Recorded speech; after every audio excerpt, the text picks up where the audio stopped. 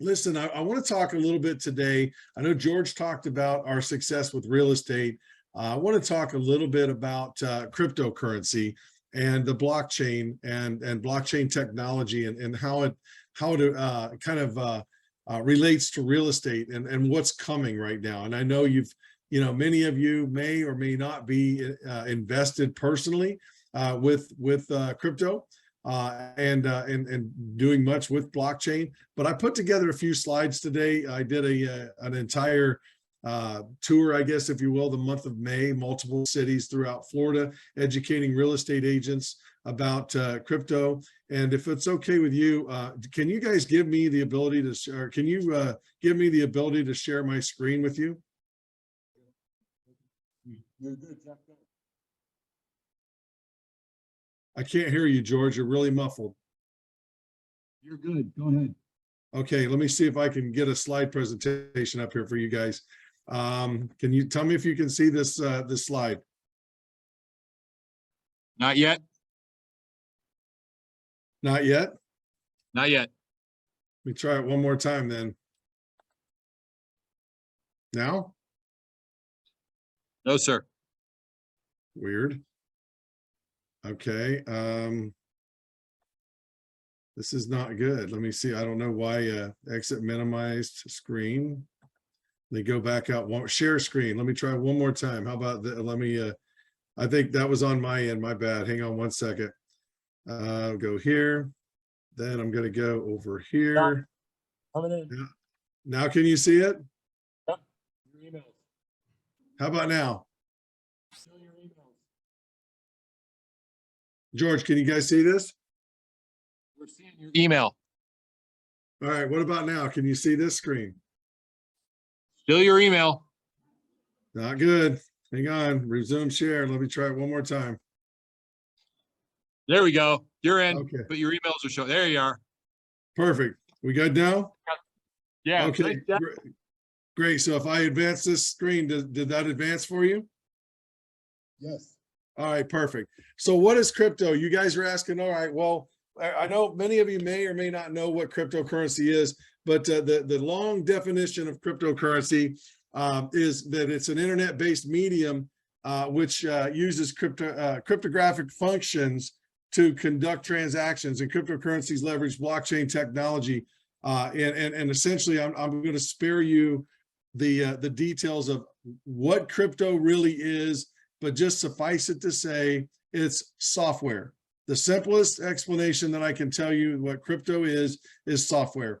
And the entire world of finance and anything of value, the first internet that we had in the .com was the Internet of Things. We're still in the Internet of Things version of what's going online, buying and selling things online, advertising businesses, just about anything you want to research, search engines, all that kind of stuff, information, it's all online, right? That's the digital 2.0, if you will. The 3.0 that you keep hearing everybody talking about is crypto and blockchain. And what that simply is, it's software. And cryptocurrency is software, but it's also trading the internet of value. So basically everything that you know and see and can reach out and touch and grab, just imagine that within the next 5 to 10 years, it's all going to be made into this software that put on the blockchain, complete memory, perfect memory, perfect track record. Everything is just moving in this direction. And so with that in mind, most real estate, in fact, I would estimate by 2030, all real estate transactions are going to be done on the blockchain. And if you aren't aware of it, you gotta be there. I mean, George mentioned before that when the last big market shift that we had, we went from building up a business, selling a bunch of retail real estate, to then watching the bubble pop, and then wondering, okay, what are we going to do? Well, let's go get involved with foreclosures in the REO world. Didn't know anything about it, but it wasn't very long after I got out there and started, meeting people and kind of wormed my way into various organizations that were dealing with the banks and Fannie and Freddie and the HUD and whatnot. I started meeting contacts because it kind of seemed like that it was a good old boy, good old girl network, right? It was about who you knew, whether you were going to get those assignments. And then I kind of got George, who had helped build some branding in his business, got him involved with the REO, and because we had met these contacts and we got approved very quickly, got my wife approved to be a Fannie Mae outsourcer or real estate agent rather. And then we started dealing with the Fannie Mae outsourcers like Atlas REO and Old Republic and on and on and on. I could give you a list as long as your arm. And when everybody else's business was going down, we were selling more and more and more homes. I mean, that's when I think we had our first year in 2008 was our first year. We actually sold over 600 homes, and then 2009, I believe it was like 700 or 800 homes, and most of those were REOs, and other people were struggling to get by. The only reason that I tell you that story is not to brag to you, but to tell you that I feel like that we're always one step ahead of what everybody is doing. I mean, I felt the same way when Brent Gove hit me up and asked me to talk him off the ledge from leaving RE/MAX. And he wanted my opinion about this little tiny company called Exp Realty, because he really saw something there and he wanted to see, and you know, my job was to poke holes in the business model and tell him whether I thought it would make it or not make it. And not only could I not poke holes in the business model, we ended up paying RE/MAX almost $100,000 to leave 2.5 years early to buy out our franchise agreement. The story around the country is that I sold my franchise, and Marsee and I did, and that's not true. We paid money to leave because we believed so much that EXP was revolutionizing what was going on. And so that's what we did. And then here we are, fast forward, 5 years later, we're just about to cross over the 5,000 agent mark, and we keep selling more and more and more homes, and have made a couple $1 million in stock, and turned $1 million in stock into $11 million in crypto, and all that was possible because of EXP. So if you're here today and you're not with EXP, you need to get with the person that invited you to be here today and find out more about EXP, and don't dismiss this like so many people unfortunately have, because we're just getting started. I mean, with this market getting ready to ebb and flow yet one more time again, we've been in the business about 20 years, and I've seen it at the high water mark. I've seen it at the low water mark. Fortunately for us, we've never really been at the low water mark, because I always try to skate to where the puck is going instead of skating to where the puck is at. And that's pretty much, I guess, what Gretzky has always done his entire career, which is why Gretzky was such a great hockey player. And it's really all about getting out in front of it. So guys, crypto and blockchain technology and real estate, all of these paths now they're on a collision course, and you need to make yourself aware of it. And so you're going to see every home in America, I believe this truly in my heart, that by 2030, every home will be made into an NFT, a non-fungible token. And those NFTs are going to be bought and sold with crypto. Yeah, you might still see some USD and people using the US dollar, but more than likely it's going to be a digital dollar. There's not going to be any more paper money. So you need to be aware what's going on. Title companies need to be aware that this is where it's all headed. We own part of a title company in Arizona, and I can tell you that I'm not planning on making as much money from that venture in the near future, just because I know that there's a lot of that functionality that is going to be going away. It's just all changing, but I want to keep you guys out in front of it. So that's what I promised Lori, I'd bring some value. And you're going, well, what is a non-fungible token? Well, an NFT is simply something that if you were to take a $100 bill and you divided it and you said, here's 20, or here's 5 $20 bills, or here's 25 bills, or here's 100 $1 bills, that's something that's fungible. You can divide something into that number. A non-fungible token is an original artwork, or the original Picasso, but it's the electronic version. A Mickey Mantle 1952 Topps baseball card. You turn that into a non-fungible token and you can prove that you've got the original and now it's on the blockchain, that's the original. Your house, that's your original non-fungible token house. And I'm just telling you right now that everything, I know it sounds confusing, but everything's moving in this direction because it's 100% transparent. There is no BSing data and digital, a digital footprint. So with that in mind, I want to introduce two of our friends that are very good friends of Marsee and I, Teresa Grobecker and Kevin Cottrell. Now they run a company. Teresa runs a company called Consortia. And so I'm going to give you guys a little treat ahead of everybody else. They're going to be speaking in 2 weeks at NAR on blockchain and the new NAR designation for blockchain and crypto. And Consortia is, or consortia, I guess you pronounce it Consortia, Consortia. You might want to write that down. Consortia, Consortia .mn.co. You guys can be some of the first agents in America to go to that website and sign up for their training to become blockchain certified. George, are you with me right there? Can you hear what I'm talking about? Yeah, can you hear me, Jeff? I can hear you very well. So can you read back that, or can you have somebody read back that address so that got through? Or if you want, I could probably type it in. I'm sorry, I normally have people to do this for me. And I'm not very technical, but I could see if I could type this into the chat box if there's a way to get out of my screen. You know what? I'd like to just stay in my screen. If you could write this down, Consortia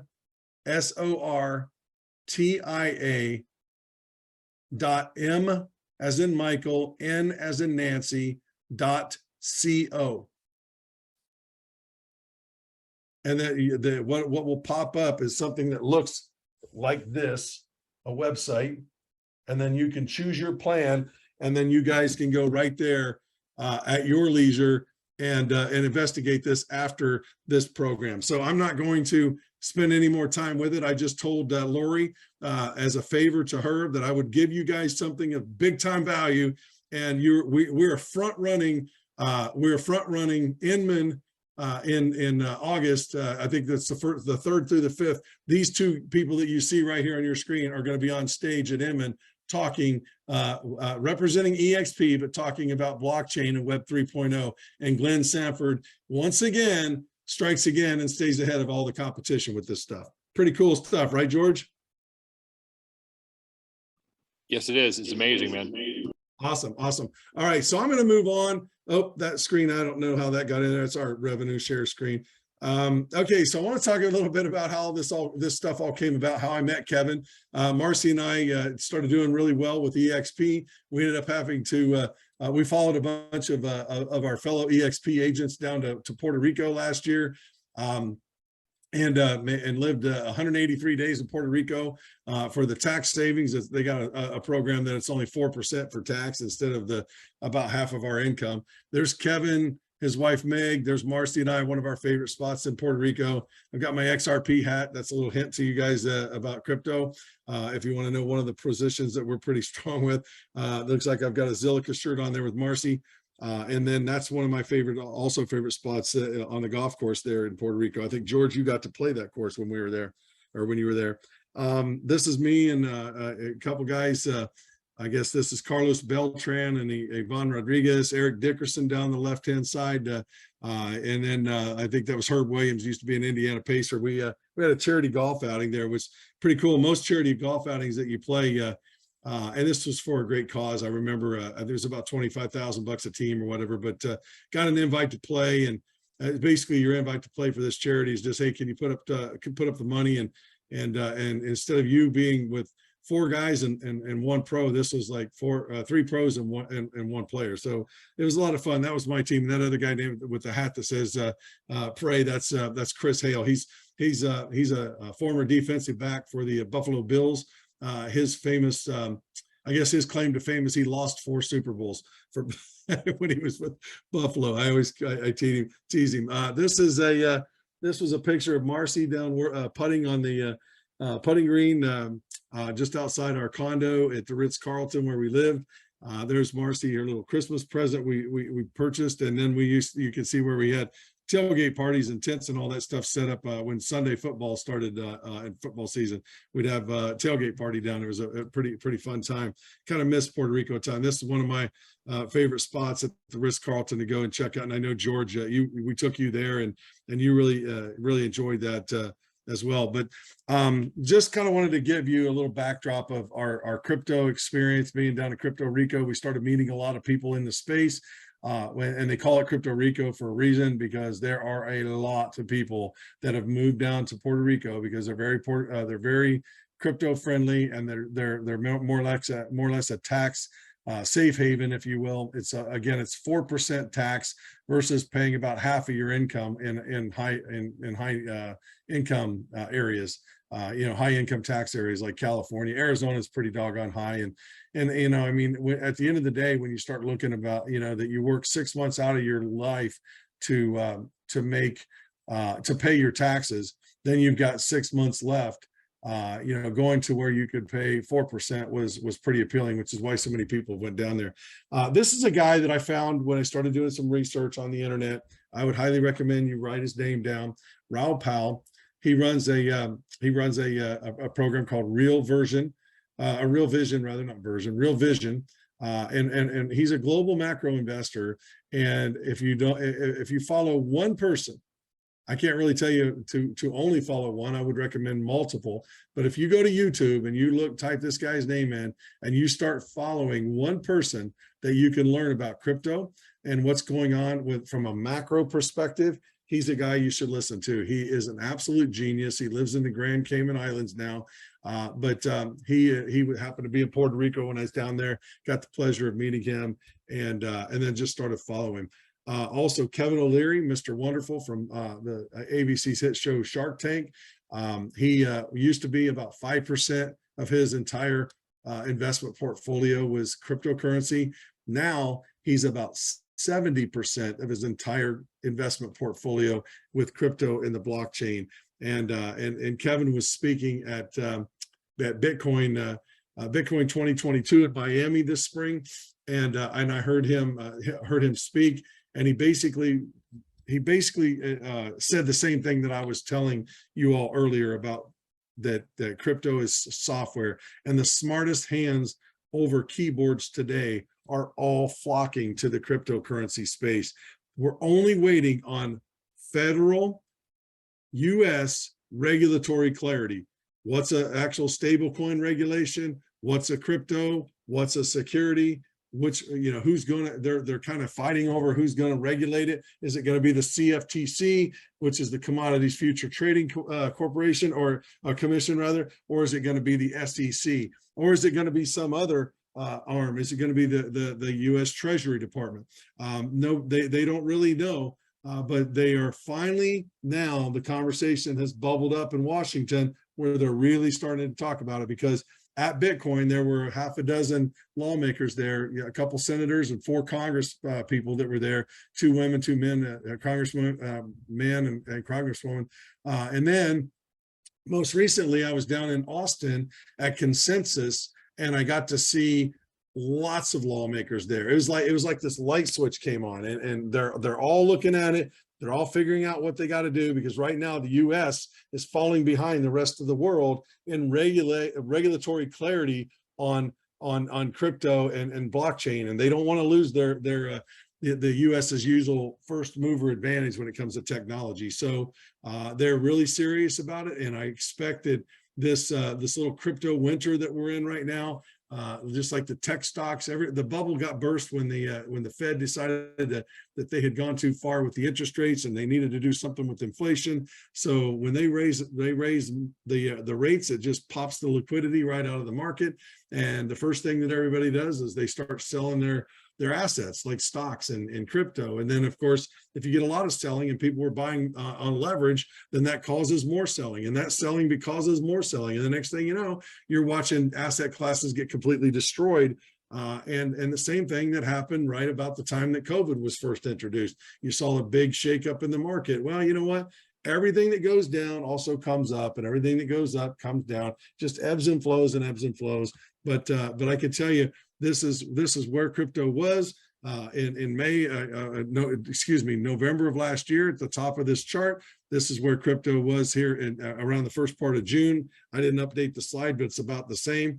But if I use this slide to show you, this is the price of Bitcoin. And if you look at, okay, it went up in 2021, all the way touched, around 60 something $1,000. Then it had a big sell off, went back down, touching in the $30,000, $29,000 range. Then it had another big rally, went all the way back up to like 68,000 bucks.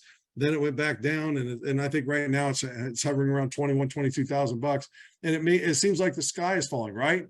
Wrong. Look what happened the last time they had a Bitcoin halving. We had in 2017, 2018, we had this massive spike. Then that was the last Bitcoin halving. Then this was all in speculation. No real projects were coming out. It was just total pure speculation.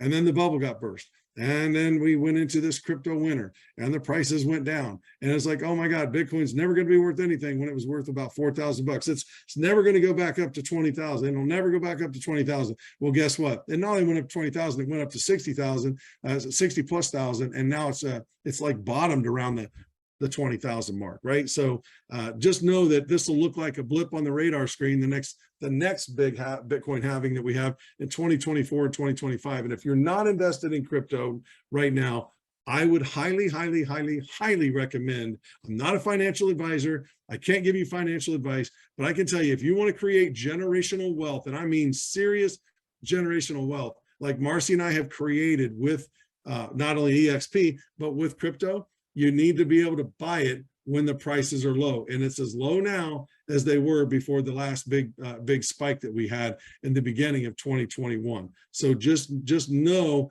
that I can tell you right now that this is a really good time to start nibbling away at various cryptos. Here's why I think crypto is here to stay.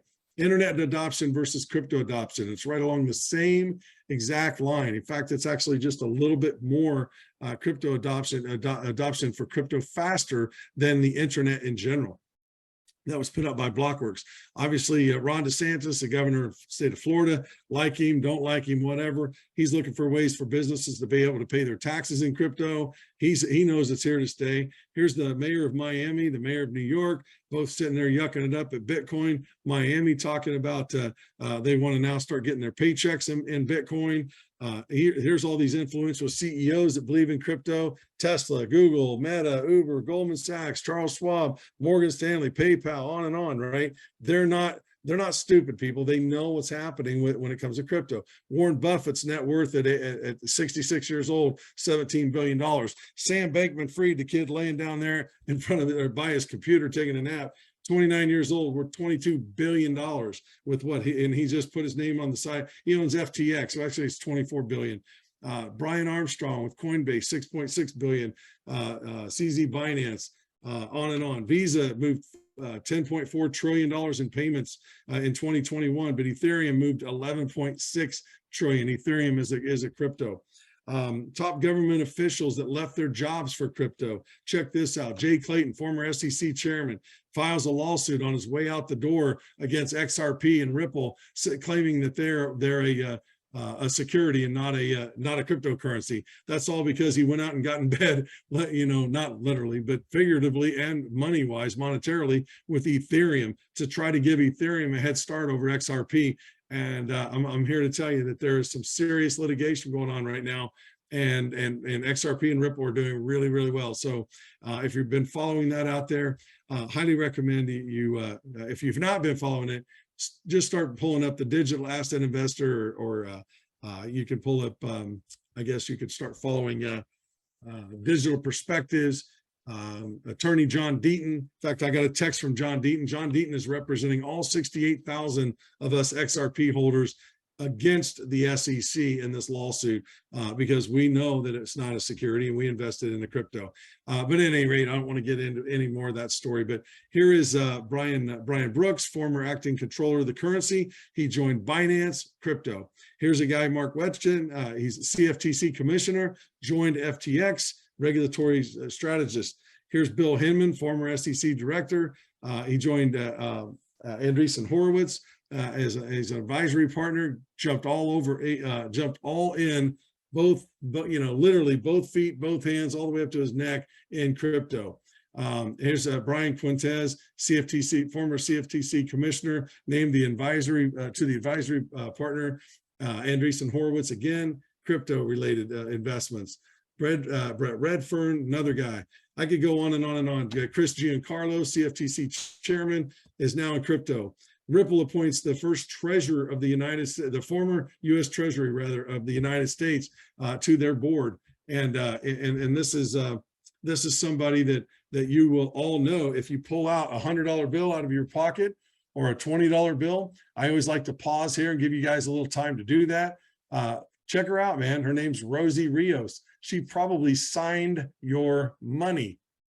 If crypto was not here to stay, do you think she would, a former lady that was literally the treasurer of the United States of America, that signs all your cash, do you think she would go to work on and take a position on the board of directors at Ripple, which is also XRP, if she thought there was any chance that they would be ruled as security and be put out of business? I think not.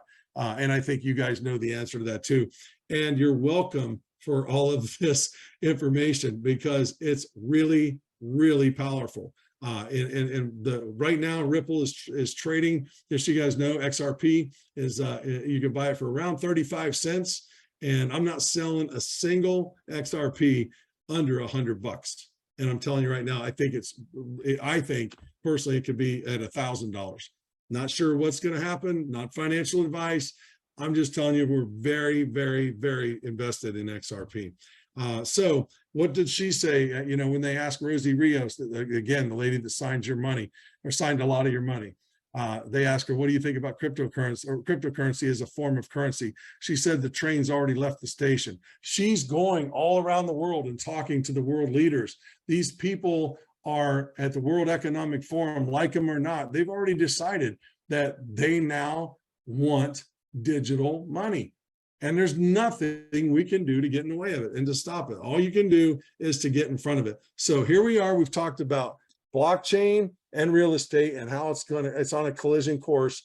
You need to be there. I'm telling you, there's crypto as an investment, and it's not just XRP. I memean, there's Bitcoin, Ethereum, XRP, there's Solana, there's Cardano, there's VeChain. There's, I've got about 22 different projects that I'm invested in right now, because I kind of look at them all like they're gold, or excuse me, like they're oil wells.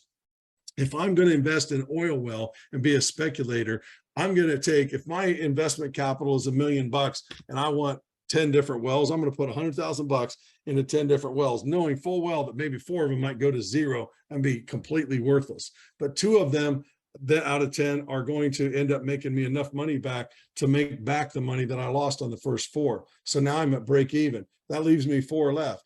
2 of them are probably going to give me a 5 to 10x return on my money. One of them is going to give me about a 20 to 30x, and one of them is going to give me 100x.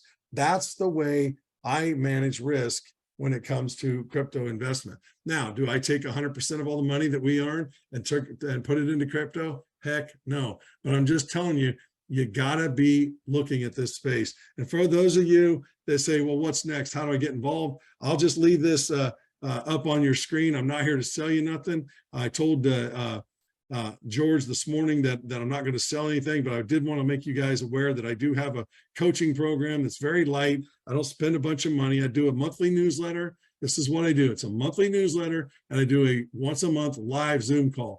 And if you want to scan that barcode, and then you want to check it out, read about it, decide to join, it's $99 a month. I'm not doing it for the money. I don't need the money. I'm actually offering this as an incentive for our EXP RevShare group. But since Shannon was so gracious to spend his time and come and help George earlier this year in Orlando at an event, I'm paying that forward and offering to help Lori here. The same thing with people up there. So just know that you guys can can get involved or not get involved. I just want to let you know that it's there.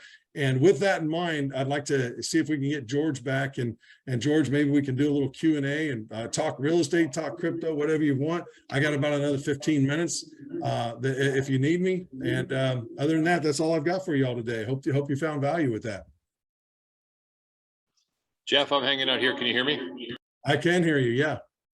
I got to go mic on, mic off so we don't get a repeating.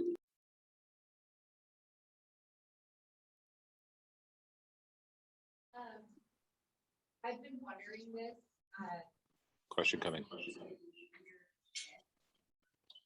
Hey, George, if you mute, you got two computers on. If you mute one of them, you won't get that feedback.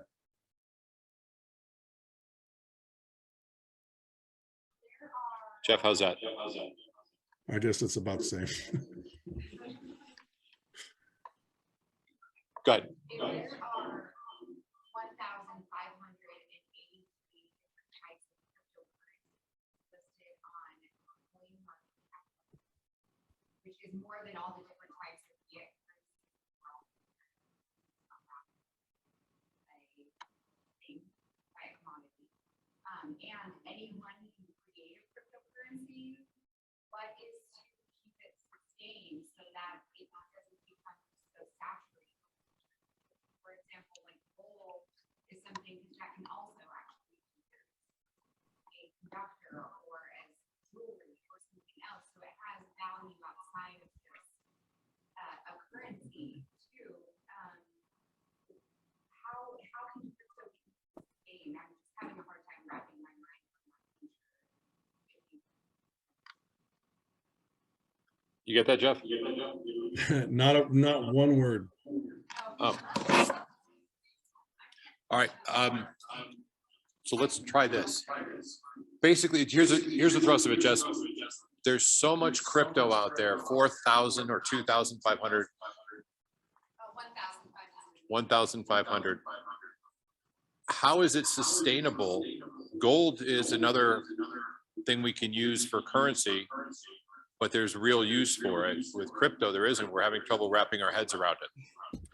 All right. Well, the only thing that I can say is the number to that is incorrect. There are a little over 19,000 various cryptocurrencies and digital assets, and the only ones that I would give you a plug nickel for, and the rest of the world is going to do the same thing, are the ones with real utility and use case.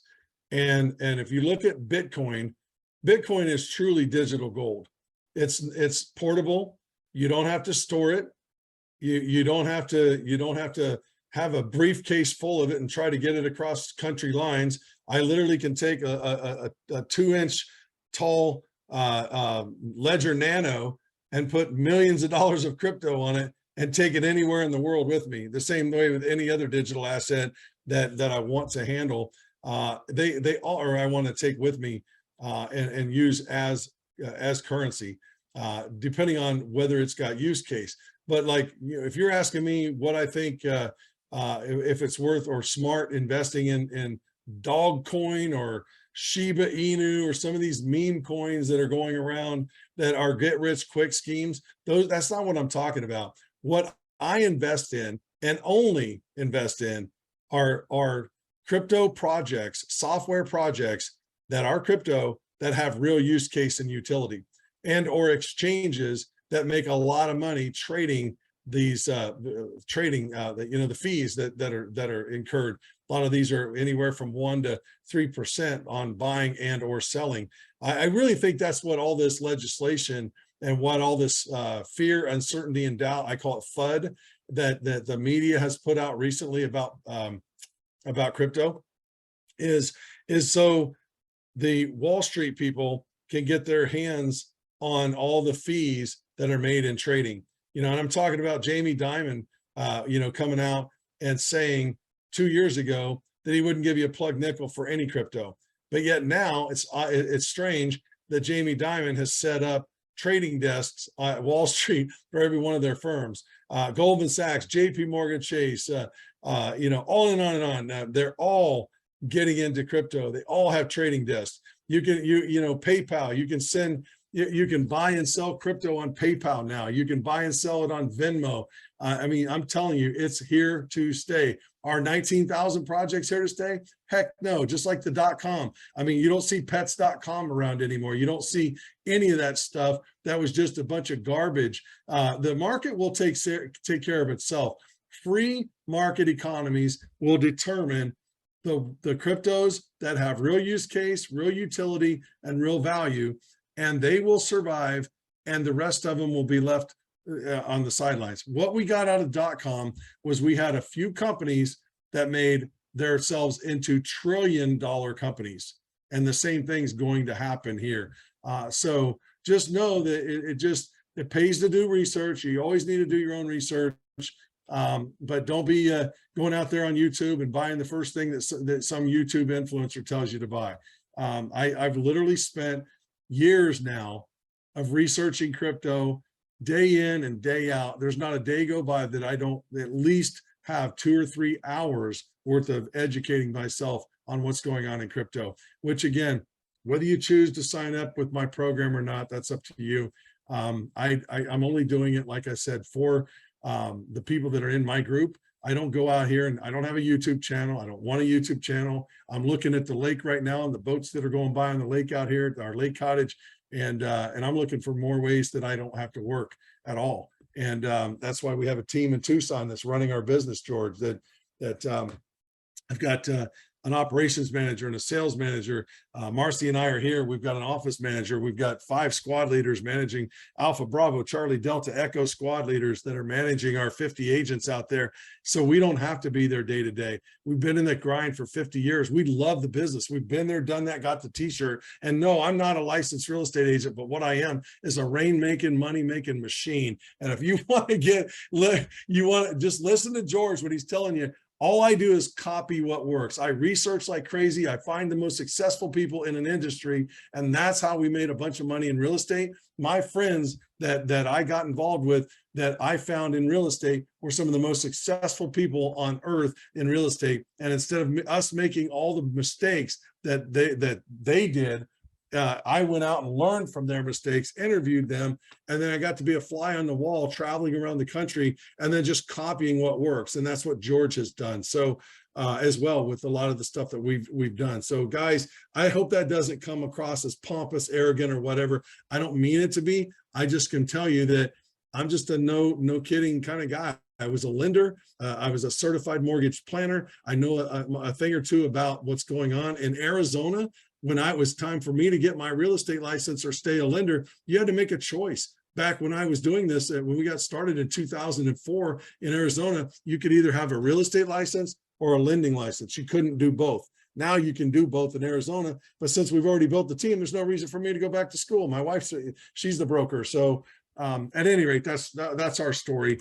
And you know, I hope that answered your question that I got real winded on.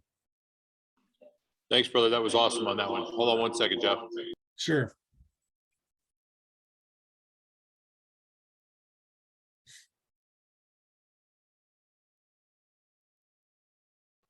Jeff, can we talk about utility? What are they using crypto on? Well, which crypto? I mean, what are we talking about? Hang tight, Jeff. Now, but I'm a little unclear about how they're using it. Okay. I mean, are people really buying houses with crypto? Yeah, well, actually, I'll answer that. The question was, are they really buying houses with crypto? The answer is yes, they're going to be very soon. And all title companies will have to negotiate through that. Well, there, George, Is that I want to stop you right there, George, and tell you that they're already buying houses on crypto. We're selling them in Tucson, Arizona, Phoenix, Arizona, Miami, Florida, all over the state of Florida. They're buying houses with crypto. They have people that are putting houses for sale that only want to accept crypto. They don't want cash, because you've seen what's happening to cash. You know, how much is your cash worth at the grocery store now? Is it worth more or is it worth less? How much is your cash worth? What's happening to real estate values? Are they going up or are they going down? You know, and that's just all they're going. When they're going up in value, that means they're going up in value compared to what? Value compared to the US dollar.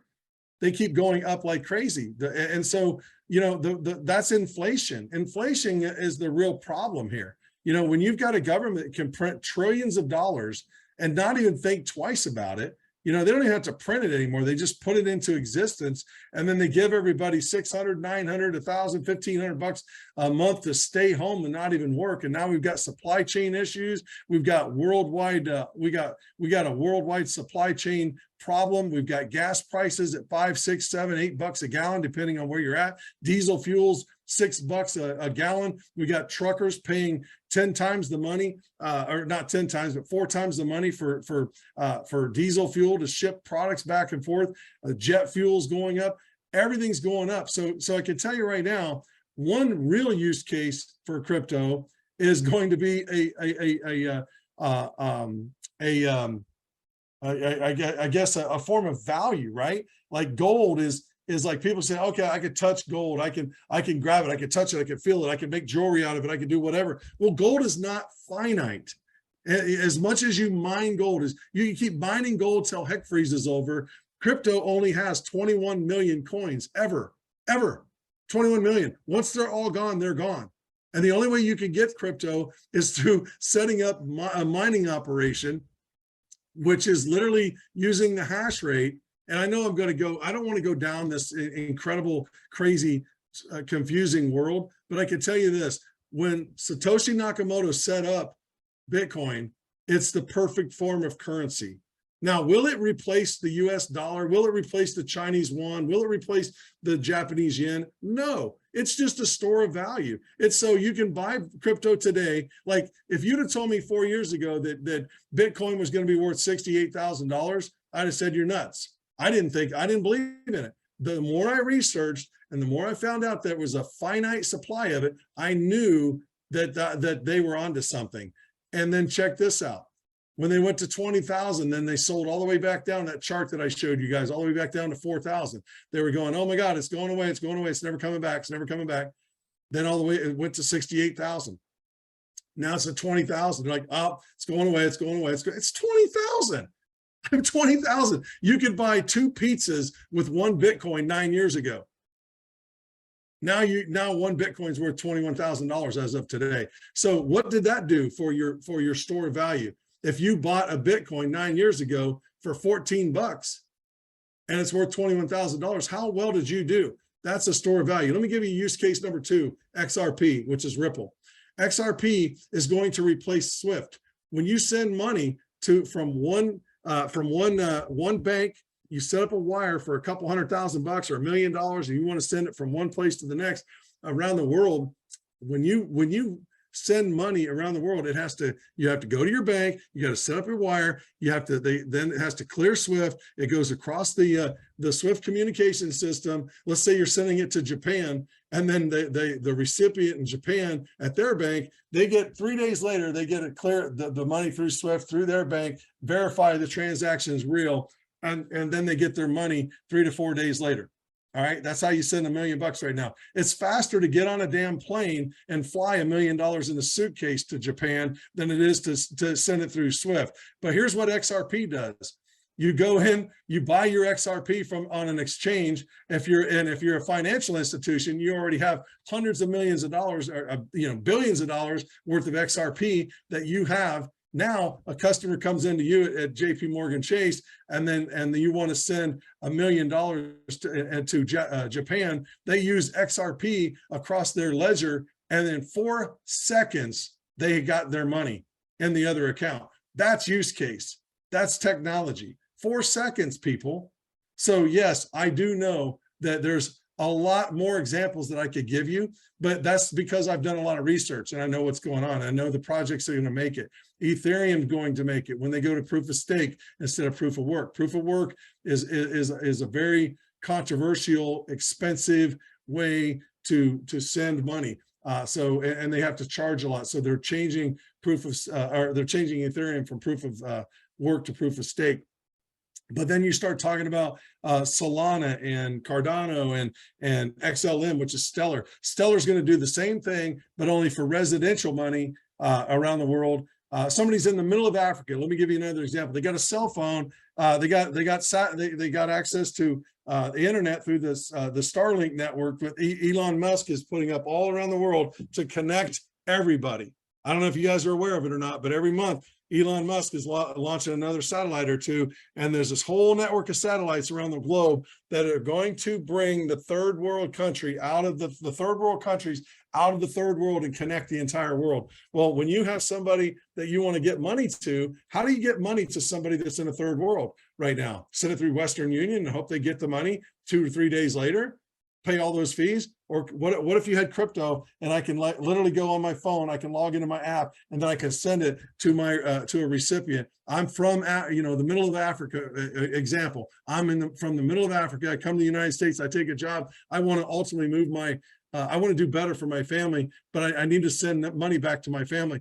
What's the fastest way to do it? I go in and I buy XLM, which is Stellar, and then I take my USD, I buy Stellar, and then with 4 seconds, I send it to my family that's in Africa. They can convert it into their local form of currency there, and now they've got their money. Guys, I'm telling you, man, this is here to stay.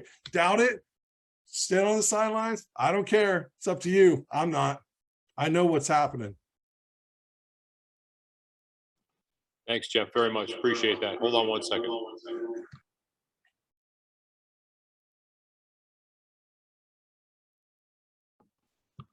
Jeff, you there? I'm here. Hey, we've got Shannon coming on in just a couple seconds. Awesome. I want to thank you personally for coming and doing this. I really appreciate it. I love you, man. Big hug to Marsee. Hey, I love all you guys. I hope that you guys kick butt and take names. I hope my passion does not get confused with being angry or mean. George, you know where my heart's at. I want everybody to see where the future is going, and we are here right now. And any doubters, just please suspend. One of my best friends and coaches that I've had for many, many years always has told me to suspend my disbelief and open my eyes to suggestion. And once you do, then I think you're going to find that there's a whole world out there that you might not have been willing to accept, but it's coming for us, and we got to be ready. And I just want everybody here to be ready, because that's what we did with EXP. And I think we're proving to the world, after 900 agents 5 years ago to 84,000 now, what's happening. And a third of the licensed agents next year will be out of the business, but there's a whole new third coming in looking for mentors.